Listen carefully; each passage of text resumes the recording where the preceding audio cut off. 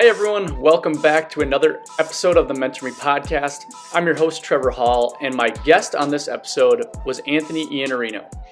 If you're not familiar with who Anthony is an international speaker, a best-selling author, all revolving in the world of sales and bringing value. So if you're not in sales, don't leave. You'll get a ton out of this episode. Anthony and I talk about bringing value specifically in the world of sales, but I promise that these things that Anthony brings and ideas that he brings to this podcast can be transitioned into any area of your life.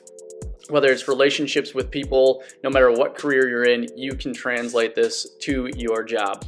So without further ado, I hope you enjoy this episode with Anthony Iannarino.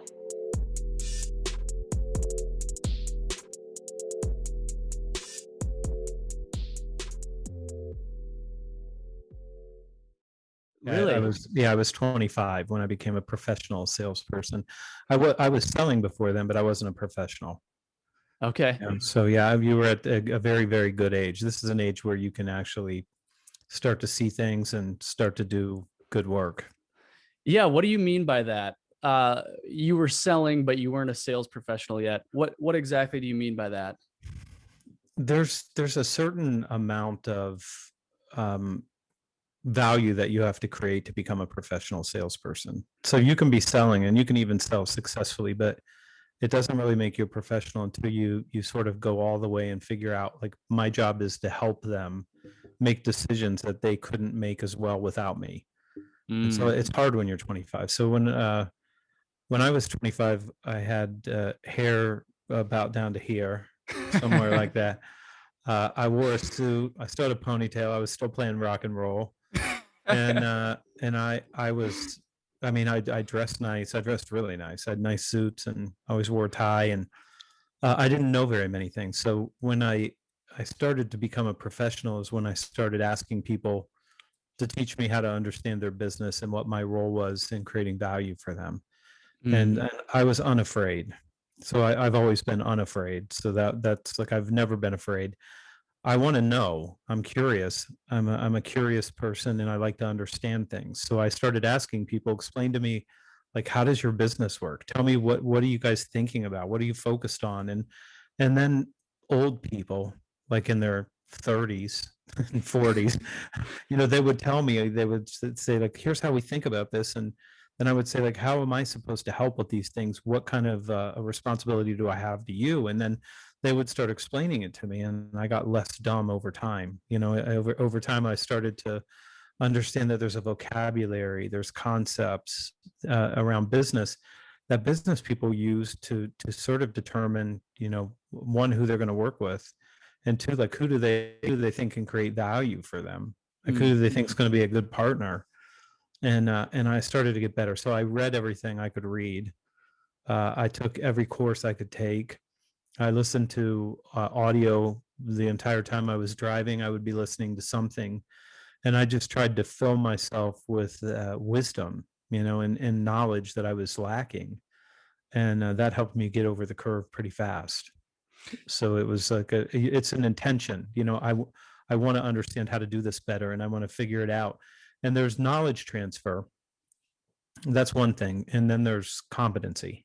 Competency is not the knowledge transfer. So you can know everything, but not be able to execute it. And then over time, you can learn how to execute it. Yeah, that's what I was going to ask. Did you notice a time where you had been in the car listening to all these audiobooks or podcasts, and then did you recognize a time where it did transfer over and you were like, all right, I can take this? Well, there was no podcasts in 1992. There was no such thing as there was the internet, but there was no podcast at that time. Sure. Everything was on a cassette tape or something like that. So you would have to take the cassette out and put it back in. You don't know what that means, but I can promise you it was a real thing. Yeah, it took me until, let's say, my 31, 32. 31, 32 is when I saw everything. That's when I started to realize I know more than they know. They make bad decisions not because they're dumb people, not because they're negligent or they're not trying to get good results. They were making bad decisions because they lacked information. Mm, They didn't know what they didn't know. So that's called ignorance. And it's not a negative word. We're mostly, all of us are mostly ignorant of almost everything, right? So you have a right. little bit of knowledge and a little bit of experience, and other people have way more experience and way more understanding of something. So I figured out the way that I can help them change is not by just swapping out the company that they're using for this with my company. I had to actually help them change the way that they were doing business. Mm, And that's when it became clear to me. And when I started to understand what consultative sales meant, it meant that I have to tell them how to run their business as it pertains to what I know, as it right. pertains, not the whole thing, but what I know. Then they have to listen to me, what I say, and I have to teach them how to think about this. And that's when I started to become really good at it, is when I could get them to change. They wanted to change providers, and they hoped that changing the provider would get them the better result. And I realized very quickly, like, that wasn't going to do it. Like, you have too many things that are wrong inside your company that you have to fix if you want to get a better result with this. And then I started to have those conversations. Wow. I have a couple follow-up questions. One, when you were doing business with these people, were you doing business with people who were heads of the companies, or was this, Sometimes. or even just buyers? And were you helping those people transform the way they did business? And how did you do that in a way that wasn't brash and I'm coming in and I'm going to teach you what you don't know, but do it in a humble way where they want to listen to you? Well, so the way that I did it the very first time, uh, I was sort of desperate. Like, I had to get this group of people to change, and I couldn't do it. Mm, And I put together a PowerPoint deck that was probably just over 100 slides, and there was nothing about my company on any one of those slides other than the logo. There was nothing on it. It was Wall Street Journal articles about the labor market. It was the New York Times. It was massive amounts of data from the Bureau of Labor, the BLS, so the Bureau of Labor Services. So that's a government entity. hmm. The census, how much people pay for daycare in Columbus, Ohio, and Cincinnati, and the other markets that I was in. And it was all data driven. So all I would do is just say, so you're in the bottom 10% of unskilled labor. You're in the bottom 10%. So these are the companies around you that are spending more to get the candidates that they need. And I just started showing them all of this just data. And I didn't say anything like, you guys are stupid. Like, you should know this. What's wrong with you? Like, I didn't say anything like that. I just said, so some of the things that we're tracking look like this. And this is what we think it means. It means that you're under market right now. And the reason you're not going to get the candidates that you can convert into full-time employees is because you're under market. They're going to other places where they can get more money. And Mm, I went through all that. And it was the first time anyone ever asked me for my slide deck. Like, no one had ever asked. But for this deck, the senior human resource guy said, can I have a copy of that? wow. And I said, yeah. And then I thought more of it, and I was like, I don't know if I want to give it to him. Like, I did a lot of work here, Right. and I don't know if I want to give it to him. And I said, what are you going to do with it? And he said, I'm going to brief our senior leadership team this afternoon. And I said, all right. And then he goes, will you take your logo off of that? And I was like, I just did this dude's homework, right? Right. And I was unhappy that I did his homework. And then I realized, like, I just did all his thinking for him. Now he's using my thinking to make his decision. And he's going to talk to his company about what I just taught him. And I got a call that afternoon, and they raised their pay rate by about $7,000 a year per person. I was like, wait, hang on. That worked really well. I never carried a slide deck again that had anything about me or my company on it. Never. Like, I never, I went to Wow. straight, just like, I have to make sure that they understand the decision that they're making better than they understand it right now. That became my job. And so that's when I started to figure it out. That's so cool. What would you say is the reason some sales people get burnt out? I mean, you hear this all the time of people like to say that sales is you come in, you get rejected 100 times just to hear a yes. What's the reason that you think people have that connotation towards sales?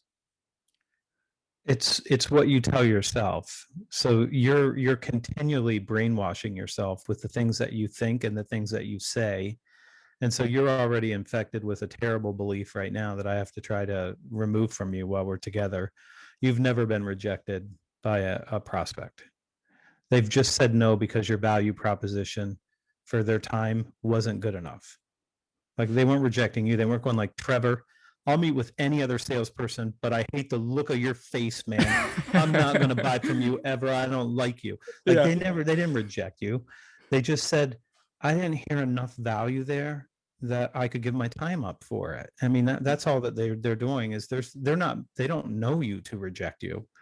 I had a girlfriend when I was 17. She broke up with me and she said, I'm breaking up with you because you're a loser and you're always going to be a loser. And my mom and my sisters all say you're a loser. Wow. That's rejection. That was actual rejection. So you've not experienced anything like that, and you're not going to. It's just you need to say something that causes them to say, I would trade 25 minutes to hear what this guy has to say. And that's the game that we play. Like the game is, can you create enough value for somebody to say yes? That's number one. And number two, are you convicted? Do you believe you belong in the room? It's hard to believe you belong in the room when you're 25. But when you know more about what they should be doing than they know, then you're the one that should be giving them the advice. And the thing about being young and one of the things I would tell you is that you feel like you're not old enough to be there, but your job is to help them understand what their choices are and what kind of results they could get. And so you do have the right. And here's why: you sell what you sell every single day. They buy it occasionally. So one of you knows like all of the things that people are doing and what's working and what's not, and why you should choose this thing instead of that thing. They don't do that every day. They do it rarely. So you're the one that should be telling them, these are the things that we see working, and here's what you should be trying to take advantage of right now because it's hot in the market, and all of those kinds of things. So that's the part where we have what's called information disparity. There's no parity. Like I than you do. I know more than you do about this. Like on all the other stuff, you probably know way more than me, but just on this, I know more, right? Right. That's it. What do you say? What do you see out there in social media and in the sales world that you see being pushed really hardly that salespeople should be doing that you completely disagree with? Oh, I mean, there's tons and tons of it. So first of all, there's a lot of people that have want you to be a marketer and to message one to many. And there's a role for content marketing. There's definitely a role for content marketing. I am a content marketer, so I know that it has value. Um, the idea that you shouldn't pick up the telephone and call people. The idea that I had a long argument on LinkedIn this last week with a friend of mine just about the fact that he wrote sellers should sell the way buyers want to buy. And I was like, well, buyers want to be transactional. They don't want to give sellers a lot of time. They don't want to build consensus on their own team. They don't want to give you access to the people who are going to actually end up using whatever it is you sell them. They will, I mean, I gave a list of a dozen things that buyers do that if they could do it, they would say, Trevor, why don't you send me a proposal and pricing? And you think, well, that's the way that they want to buy. Well, that's a bad thing to do. Like we should talk through all the options and make sure that what I'm giving you is going to work for you, and make sure that we've checked all the boxes here for you, and that we're positive that this is the right thing, and that you're positive you're going to succeed with it.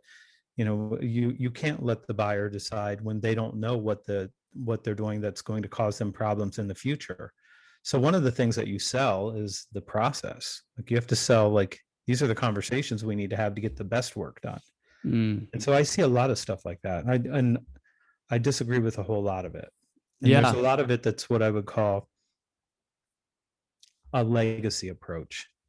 I see things like, is now a good time? Is now a bad time? Like all of these little like tricks that people tried to use to get people to have a conversation. Just be authentic, be real, tell the truth. Don't try to trick anybody. Just be confident in your ability to create value, and ask for the meeting and tell them, I promise you it's going to be worth your time. Mm.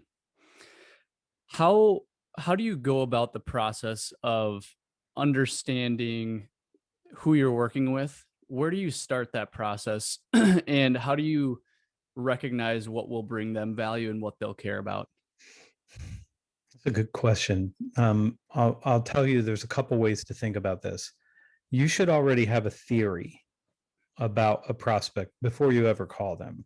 I mean, so if you call on people who are buying this, so you work for the manufacturer, right? Correct. Yeah. So you're selling this wholesale to people who are going to sell it retail, right? Right. Yeah. Okay. So you need to know that there's a theory that says if I sit down with this person, I'm going to be able to help them understand this decision better than when they were thinking about it without me being here.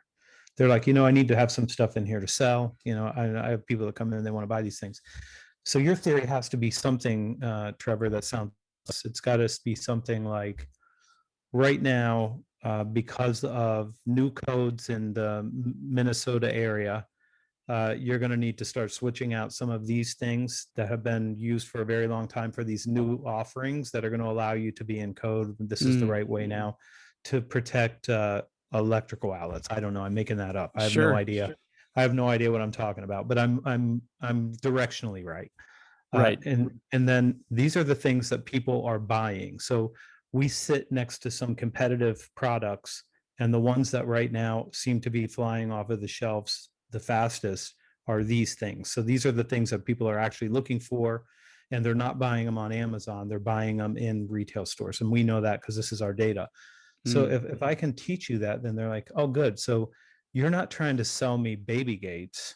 You're trying to help me sell baby gates. So I'm going down to what's the strategic outcome for this person who's buying. So I have to have a theory about that, or I'm not even calling you. Like if I don't believe I have some reason for you to change and do something different, I'm not going to call you at all. But Sure. I have a theory, right? So that's number one. Now I have to try to figure out where they are.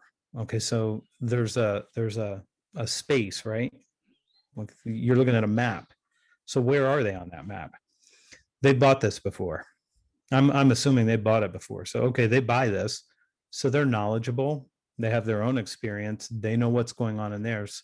So if I take that as my theory walking in, and I find out that the person sitting across from me says, I'm brand new. This is my first time. Then I'm going to have to buying from you or this category. Then I'm going to say, well, could I share with you some of the things that might be helpful for you to know about what's working right now and what's not, and to tell you what you might want to make as some criteria for choosing what you would order and why. And so I'm going to try to give them some help because they're at the beginning, right?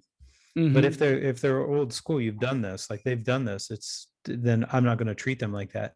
What I'm hoping to do is that I can share some information with them. So the conversation is going like this: I'm educating you, and then I'm going to ask you to educate me. And so like these are the things that we see working. What's working for you guys right now? What's been the most important addition that you've made to your line that you're selling right now, and why do you think that's so popular? I'm going to try to get educated while I'm educating, because I'm talking to a smart person who's running a business and I want to Right. understand what they know. Because if I do that, then what I can do is I can sort of get a much bigger view of what the whole thing looks like. So I can see what these guys do it this way, these other guys do it that way, these guys do it this way. Because I know that now, when I look at what you're doing, I'm like, you should probably do this instead of that. And here's why. You don't have the same traffic. You're not in the same traffic pattern that these guys are. That's where that tends to work the best, where there's a lot of people coming in. You're going to want to probably look at something different. And I would know that because I'm coordinating. I'm trying to figure out like where everybody is on the map so that I can give them the best advice based on their situation, because Mm. different clients have different situations. So I'm trying to teach and I'm trying to learn at the same time. Yeah, that's a good way to look at it because you don't want it to be one sided where you are providing all the value. And maybe Yeah. at the end of it, the value that you think you're providing isn't as useful or isn't aligned with what they want, right? Yeah, I need to be doing both of those at the very same time. So I'm going to ask questions and I'm going to listen, and I'm as much of a student as I am a teacher in this. Like I'm a student too. I'm learning. Yeah. And the reason that I became less dumb faster is because I let people educate me. I mean, Mm. people that were running big businesses like The Limited, like Victoria's Secret Catalog, like PetSmart. I had people teaching me like these are the way we think about things when I was exactly your age. I was 25. Hmm. So I decided I'm going to learn. And people taught me. They spent time with me. They showed me their reporting. I mean, and I would understand how they thought about their business. Mm. And it made me a better salesperson because I'm a better business person. Yeah. How do you respond when you feel like you've lost a potential customer that you think is right in alignment with you think you provide them so much value and they've asked you questions and you feel like you are the perfect customer for them, but you've lost them. They just stop replying, they stop answering calls. How do you respond to something like that? Well, there's a great book called Swim with the Sharks Without Being Eaten Alive by Harvey McKay, who is in Minneapolis, I believe. Oh, really? Okay. Yeah. And in his first book, he wrote this, trying to move this thing back up a little bit. It's probably still okay. Yeah, I can Uh, hear you good. when he got his first job in sales, he was with a bunch of veterans, been selling for many, many years. And he said, "When do you give up on a prospect?" And one of the old veterans said, "They die or you die." And then I added my own twist. So my own twist is they die or you die. And if they die, you continue to call on them for 3 or 4 more weeks just to make sure they didn't fake their death to try to get away from you. Give up. Here's the thing that I would tell you, Trevor, that's probably helped me the most in a whole bunch of areas of life. I believe that everything is my fault. So if they went dark, they didn't do that. I did that. Mm. Whatever I did turned the lights off on them, right? They didn't go dark. I turned the light switch off. What did I do that turned the light switch off? I don't know. But if it's my fault and I did it, then I'm the one that's responsible for doing something about it. So I've now empowered myself to say, I need to do something. Mm. So I'm going to call and say, Trevor, I'm leaving you this voicemail. I've been trying to track you down because I still believe that we can create value for you. And I don't know if there's something that I missed or if something's changed on your end, but I want you to know that I believe that we're the right partner for you. And I want to ask you for a do-over. And so I'm going to call you back in 2 days and I'll make sure that you have my email, my phone number here. If you need anything around what we can help you with, please don't hesitate to call me. And that's it. And then I'm going to continue to persist Mm. because that's my job. My job's to help people. And if it went dark, I'm going to have to assume it's my fault. I mean, I'm not going to blame it on anybody else. It was my job to keep the thing moving in the right direction because I know more than they know about how this should go. And who knows, maybe I was too aggressive. I scared them. Maybe they're like, I don't like him. He's not the right fit for us. I don't want to work with him long term. That could be true too. I don't know. So they could look and go like, cat's awful young. I mean, I think he shaved today by taking like some scotch tape and just going like that one. And I was remember being 25. I started making cold calls when I was 15. And then I went into my family business. But when I started making calls professionally, I was like 22, 23. I go see people and they're like, man, you're young. And I was like, yeah, I'm 22. And they don't believe you can know much, Right. even though I was in an industry for 4 years. So I did know some things Yeah. and I was helpful. Yeah. How do you prepare? I want to go back to your one thing though. Sure. I skipped past it. Uh, you can't feel like you're burnt out unless you're telling yourself something. You have to be telling yourself something. You have to be saying these words to yourself like, I'm really tired of this rejection. This is a grind. Like if you say those things, your brain's going to believe whatever you tell it. Mm. And you don't have to say negative things to you. There's no great value in saying negative things to yourself. You when you do that, you have to recognize it and say, my job is difficult because it's very hard to reach people. And my job is to continue to persist and to continue to try to help them with the things that I can help them with. And I'm going to have a very nice prospecting sequence that I'm going to run. And if it doesn't work, I'm going to adjust it until I show them that I'm the right partner for them. And I'm going to keep calling. unless your compensation plan is the first one I've seen that would ever meet this criteria, you probably don't want to give up. Like, unless they're like, Trevor, you get 5% of all revenue, but if you give up, you get 7%. So 7% of zero is what? It's going to be a big old goose egg. Zero. Yeah. So like, you don't get paid for quitting. Like, Right. there's no reason to. So you persist and you be professional and you say, I've got to maybe raise my game for some of these people to be able to capture their interest, right? Definitely. I agree. I think that's really good too, because it's funny. All the people that I've had on here, all of them have a positive mindset, and they've said the same thing about, whatever you think will probably come true. So if you think you're going to get burnt out, probably going to get burnt out. If you think you're going to not make the sale, you probably won't make the sale, because you're telling yourself you don't really believe you can do it. You don't believe this person wants to hear that you can make the sale. And you probably don't believe in the product you're selling at the same time. So I think that's so good. What you tell yourself, if you tell yourself you're getting burnt out, you'll get burnt out. So you mentioned you prepared a 100 slide deck presentation without even any information on your company. Do you think that the average sales rep is lazy and not putting in enough work into providing value for the customer? So I am unapologetically pro salesperson. So I don't generally criticize salespeople and say that they're lazy or something like that. Mm. I would go the other direction and say they're probably poorly led, in that they should have someone who can help make sure that they have the mindset, the skill set, and the tools to do the work that they need to, and that gives them extraordinarily good leadership. I mean, that's what I would say.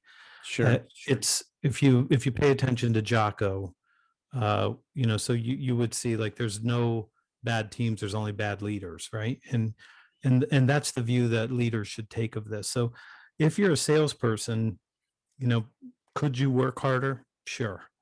Could you work smarter? Sure. Do you have access to some of that thinking and some of the structures? Maybe not. And if you don't have the mindset, if you don't have the skill set, if you don't have the tools, then it can be difficult. Even though I've never had any of those. I mean, I would walk into a meeting with no brochure, no PowerPoint deck, a legal pad and a pen, and most of the time, not even a business card. And it was just like, it's me. I have to create value for this person. So it's all the conversation. And it still is that way for me. I still think that that's the most important thing, is what you got here. That's the part. Yeah. I know in your book, Eat Their Lunch, you say the sales rep is the proposition value. So the sales Right. rep, do you still believe that the sales rep should be able to come in, and you don't need to have all these fancy tools and things, but you just walking into a room should be able to create enough value to at least spark interest, right?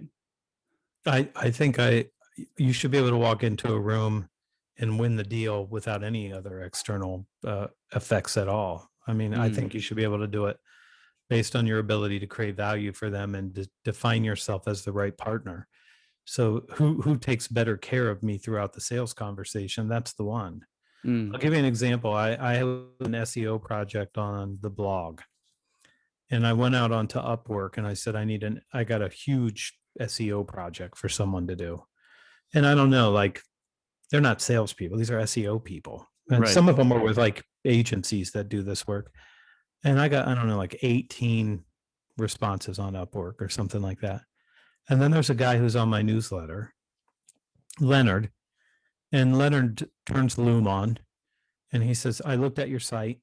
Here's what's wrong. Let me show you this. Let me show you how to think about this. And then this is what you really need to do. It's not what you thought. You actually need to do this. This is going to be more valuable for you. It was about, I don't know, 7 to 8 minutes. And I sent Leonard an email and I said, when do you start, man? Like what? He wasn't lazy, right? He was like, I'm going to teach you what you need to know to make this decision. Well, he taught me how to make the decision. So who am I going to pick? The person that taught me how to make the decision. Right. So he had 100% mind share at that point. And he took the time to teach me before I never talked to him before. I didn't know he was on my list. I didn't know I had anybody in my list that did that work. Wow. Leonard did it for me. And it's because he taught me, this is what you need to know to get better results with SEO. Thank you so much for listening to this episode with Anthony Iannarino. This is part 1 of the podcast. I will be posting part 2 with Anthony next week, so be on the lookout for that. And thank you so much for listening.